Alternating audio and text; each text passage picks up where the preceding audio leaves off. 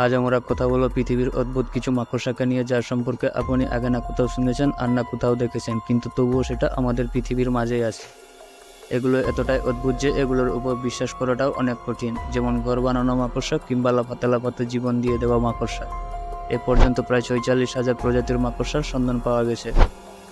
এর মধ্যে মাত্র 113 প্রজাতির মাকড়সা বিষাক্ত। তাহলে চলুন আর দেরি না করে শুরু করা যাক আজকের এই ভিডিওটি। Silicon spider. এই মাকড়সাটি পৃথিবীর সবচেয়ে বুদ্ধিমান মাকড়সার মধ্যে একটি। এই মাকড়সাটি সাউথ আফ্রিকার জঙ্গলে বেশিরভাগ পাওয়া যায় এবং মাকড়সাটি বাচ্চা দেওয়ার পূর্বে অন্য প্রাণীর হাত থেকে তার বাচ্চাকে বাঁচাতে চারপাশে জাল তৈরি করে দেয়, যাতে তার বাচ্চা পর্যন্ত কেউ পৌঁছতে না পারে। আর এভাবে সে অনেকটা ঘর বানাতে থাকে আর প্রত্যেকটা ঘরে একটা করে ডিম দিয়ে থাকে।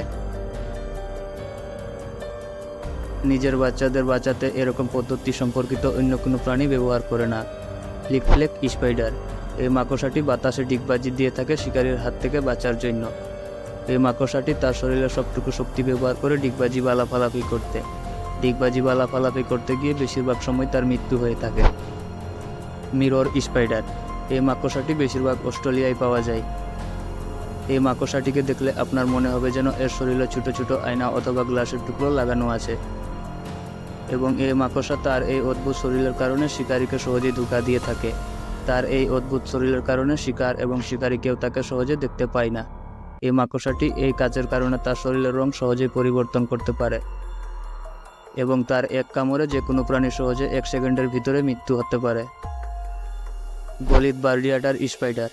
এটা পৃথিবীর সবচেয়ে বড় মাকড়সা, যা নর্দার্ন সাউথ আমেরিকার বৃষ্টিপ্রধান এলাকাগুলোই পাওয়া যায়। এটার সাইজ বড় হওয়ার কারণে এটা সাপ, ব্যাঙ, ইঁদুর, পাখি, টিকটিকির মতো প্রাণীকে সহজেই খেয়ে ফেলতে পারে। এটার মূল আকর্ষণ হলো এর গায়ের পোষণ, যা অনেক বড় হওয়ার ফলে সহজে লুকাতে সাহায্য করে।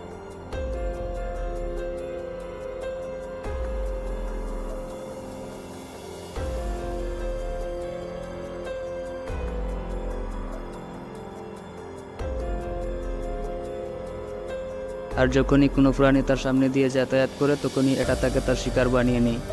Peacock spider. এই মাকড়সা বেশিরভাগ অ্যামাজন জঙ্গলে পাওয়া যায়।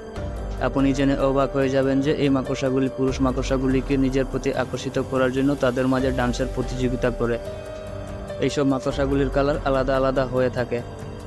এটা দেখতে যতটা বিপজ্জনক মনে হয় ততটা বিপজ্জনক নয়। এদের দাঁত খুব ছোট হয়ে থাকে, যার জন্য সে কামড় দিতে পারে না।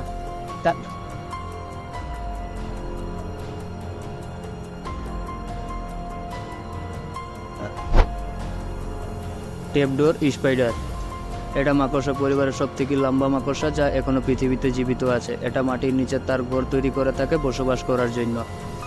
এই মাকড়সাগুলি একটানা 35 বছর পর্যন্ত জীবিত থাকতে পারে এবং মাঝে মাঝে তারা ঘর থেকে বের হয় শিকার করার জন্য। এই প্রাণী তার ঘর নদীর পাড়ে তৈরি করে যাতে সে মাছ শিকার করতে পারে, এবং এটা তার শিকারের সংকেত শিকারের ভাইব্রেশন থেকে পেয়ে যায়। আর যখনই কোনো শিকার তার কাছে চলে আসে, তখনই সে গর্ত থেকে বের হয়ে শিকারকে ধরে খেয়ে ফেলে।